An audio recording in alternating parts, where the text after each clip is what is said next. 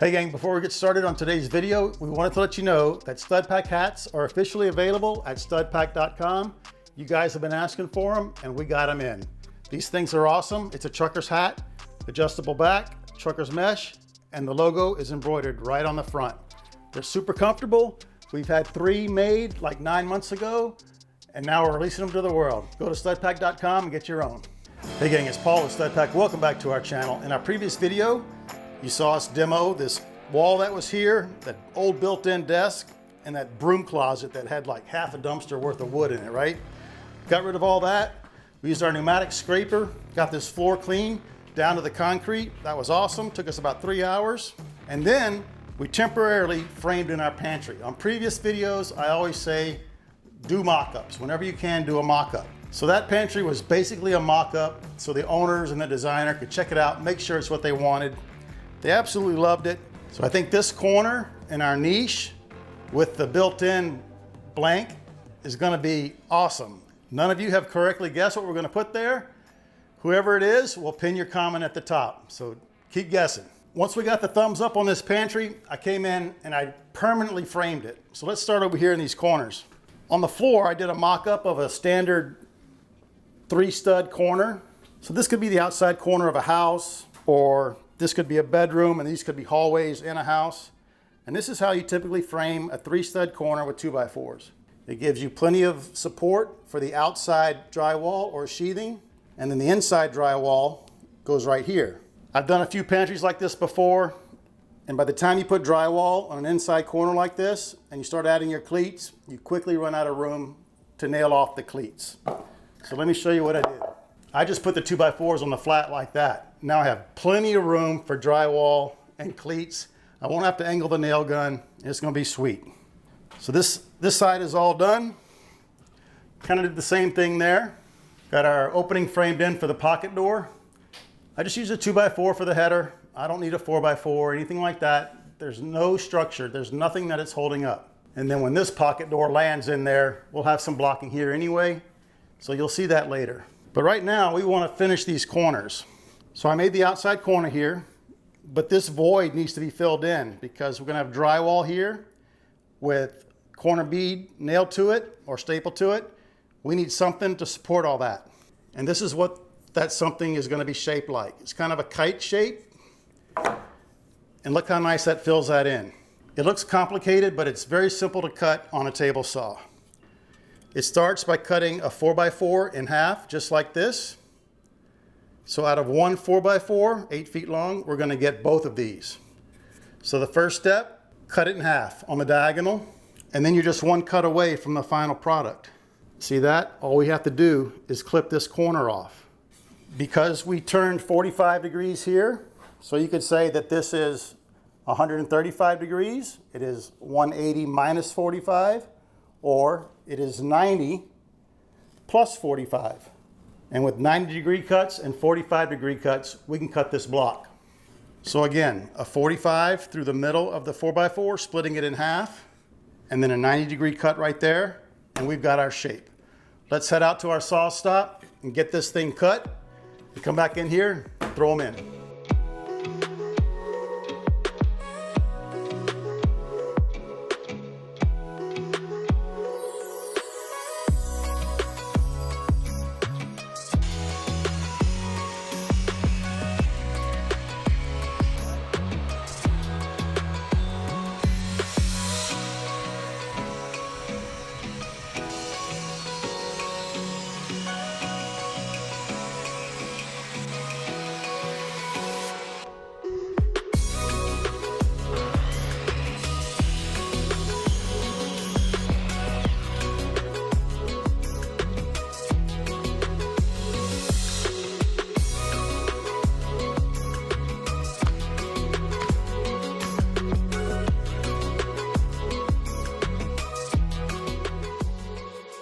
All right, Jordan, we've done some building. What do you say we do some demo? Let's do it. What do you got in mind? All right. Alrighty, gang. On this side of the kitchen, we left it in place for as long as we could because the owners really don't have any other sink they can use as a kitchen sink. They can't use those beautiful glass vessel sinks in that bathroom we just finished. And the master bath is way back there. So we kept it here. but I think today's the day it's got to come out. Now we're not going to demo it. I'm going to disconnect everything. We're going to move it out about 2 feet. That way we can work behind it and repipe it. That's the plan. Let's see how it goes. So let's warm up the sledgehammer. We'll get these uppers down first. We'll demo this peninsula side, and then we're going to try to remove that section as one piece and slide it away from the wall. Let's see if we can do it.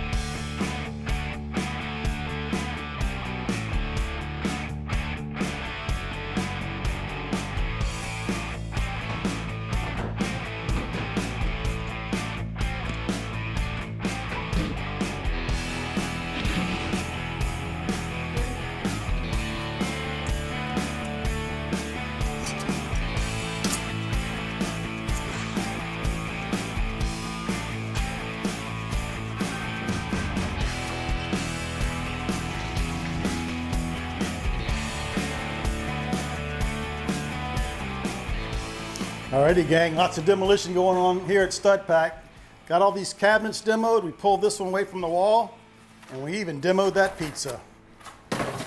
So now the owners have an island. They've always wanted an island, right? So that came away from the wall pretty good. We were able to keep this intact. You saw how flimsy these were built, but we saved that. All I'm gonna do now is hook up the hot and cold and the drain, and they can have their sink back. But I need to go to the hardware store. There's a great one right around the corner. But this is 1.5 inch PVC for the drain. And I was in the attic. Well, we've been in the attic a lot. And I noticed the original plumbers must have left this 20-foot stick up there. Dang. So I don't think they'll mind if I borrow a couple feet of it, do you? As long as you put it back. All right. There's all kind of stuff up there. Roof sheathing, that, 2x4s. So I've got my list made of what I need from the hardware store to hook this sink back up so the owners have a temporary sink tonight and really for the duration of the project. So I'm gonna brave this weather, run to the store, and let's get this sink plumbed up. Alrighty gang, you saw us yesterday evening pull this sink out away from the wall. We tried to save it, and we did because we wanted to hook it up as a temporary sink, and I was able to do that. I made 2 trips to the hardware store. It is literally 3-minute drive down the street. It's awesome that we have one so close to us on this project. So come around here and I'll show you what I did. I extended the 1.5 inch PVC drain line with that piece of pipe we found in the attic. I wanted to use a Fernco or a no-hub coupling here. All they had was a dresser coupling, and so that's what I used. And these are actually rated for pressure, so it's gonna work great on a drain. And then I needed to extend the hot and cold water lines, so I just got a 4-foot dishwasher connection hose, which has 3/8 compression on each end. And then I connected these two together with a 3/8 inch compression coupling.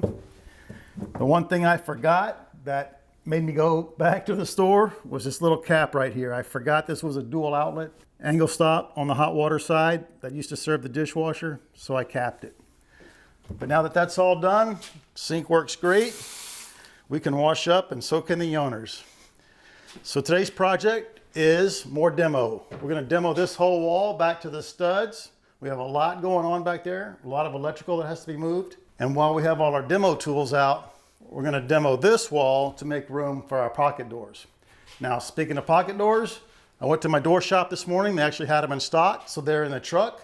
All the cabinets came in. They're also in the truck. So I think our first order of business today, unload the truck. Let's get it done. Do it.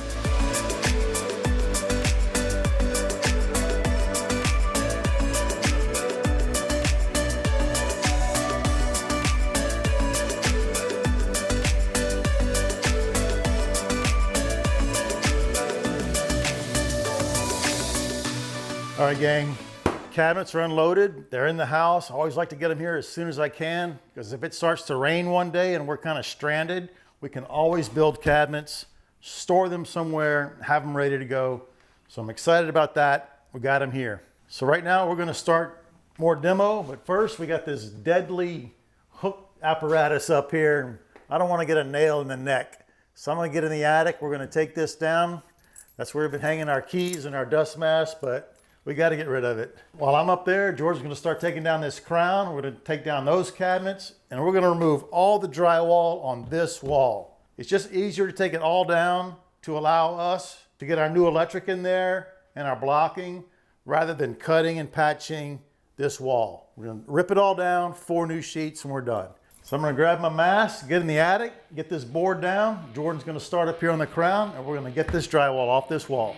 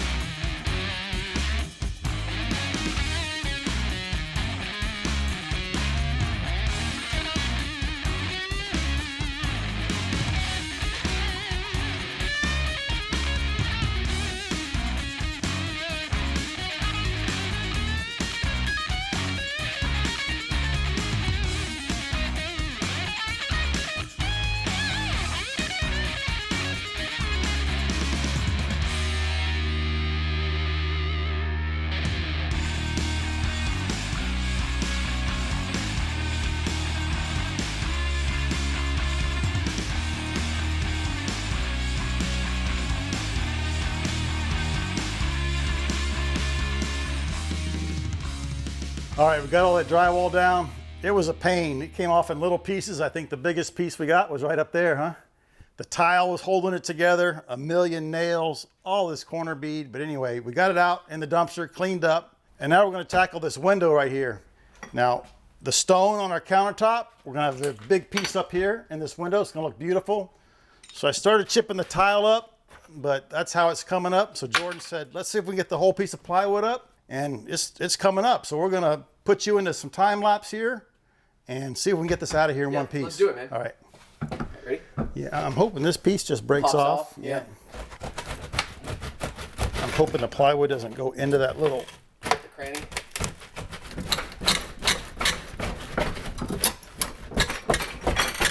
Hey, lift it with our hands. We just go up towards the window. See what happens. All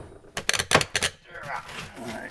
Now that it's up enough, see if you can see if that plywood is cut and shaped into that little side window. So there's 2 2x4s stacked on top of each other, flat, and some plywood padding to get this level. And I'm assuming it's nailed back here into that plywood.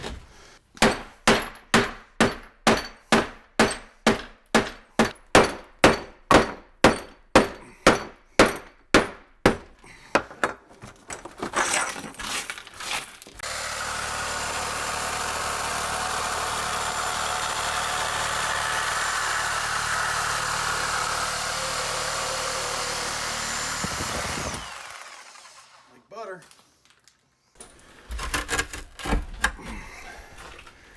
You want me to hop up here and maybe get some lift on it? Yeah.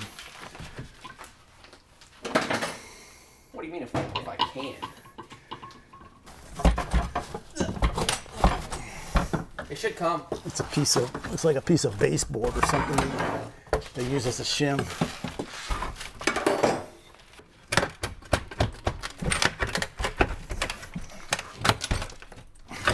Nice.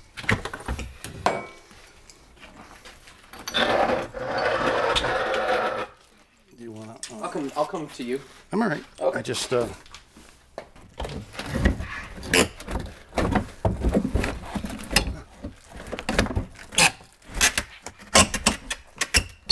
right. She's up.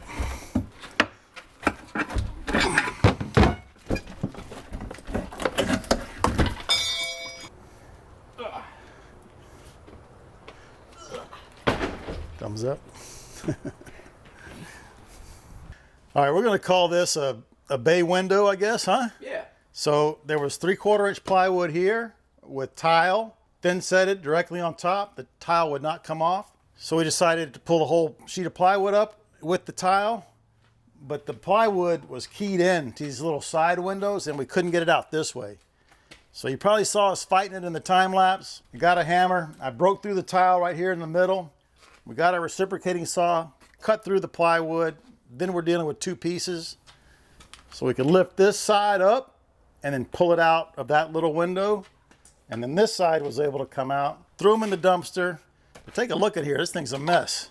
And that's all that's separating us from the outside, a little piece of plywood. I thought that was a snake skin when I I first know, saw it. what, this stuff? Yeah. Yeah, look at that. But there's broken glass in here, not from us.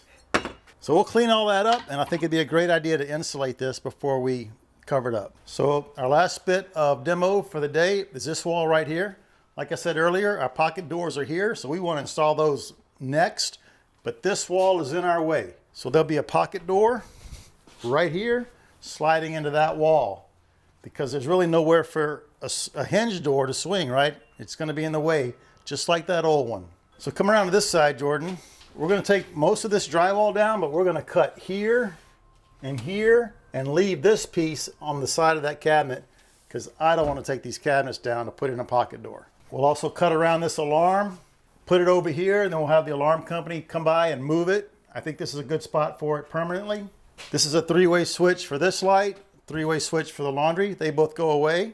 So we'll make a junction box in the attic. But right now, let's get that drywall off of here, pull these 2 studs out of here, and get ready for those pocket doors.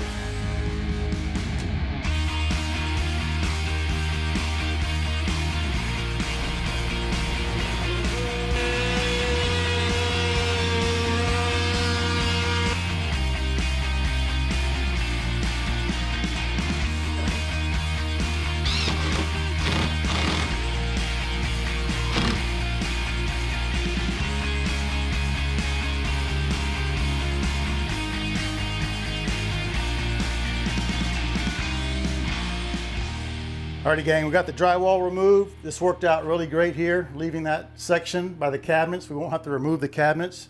We'll just make a patch there. We also got our alarm panel. You can kind of get an idea of what it's going to look like. Yeah, right? I think that's a great spot. We should just paint this the wall color. That way and just leave it it's there. like a morale booster every time we walk in, you know? We could leave it recessed in the wall even, maybe. And then the wires, just tape them up out of our way. So the last thing we have to do before we really clean up is to make a cut right there. How do we know how far back to cut this bottom plate to make room for our rough opening though? Perfect question. So remember the formula for the width of our opening for a pocket door is 2 times the width of the door plus 1 3/4 inches. Now this door is not as wide as this door. This door is going to be 32. So our opening is 32 plus 32 is 64 plus 1 3/4 inches is 65 3/4. Now where's the edge of our opening here? Well, it's the same as the face of this wall because that pocket door is going to die into the framing for this pocket door.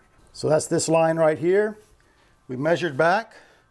So why don't we make that cut and get rid of this, and then we can really clean up right here. Cool, man. All right. Wasn't even connected hardly, huh? Well, there were nails. Yep. Huh. I think they got rusted, and I think they snapped off because this is right near, didn't this thing leak? We had a leak here. This was a few months ago. They called me. Turned out it was the old hot water valve, so I was able to find this valve that has a shark bite fitting on it. So that's how I did the temporary repair, but this was all wet. And you can kind of see right here, it still feels like it's a little wet. So I think the nails rusted and they just sheared off. And then also when we were removing the tile, we didn't talk about it, but when we were removing the tile, it was way easier to remove this tile right here because the water had softened that thin set a little bit. I think it did. It compromised it because we were getting like full tiles out in this area. Which was the best feeling ever. It's like catching that big fish. All right, man, let's clean up. Alrighty, guys, we ran outside, grabbed our pocket door frames, and we threw them up here with just one screw, holding each one, just so you guys could see how it's gonna look. And it helps us to kind of do a mock-up, so we know how it's gonna look, make sure it's gonna work. We love it. So again, 2-foot pocket door here for the pantry, 32-inch pocket door here for the laundry room. And I like it, Jordan. It's gonna be sweet. So make sure you stay tuned for this video. When we install these, we're going to go into a deep dive on installing pocket doors, show you a lot of tips and tricks. So once you run down to the hardware store, grab a dishwasher hose, plumb it up to that like button for us, subscribe if you haven't already, ask us a question, leave a comment, and we will see you guys on the next one.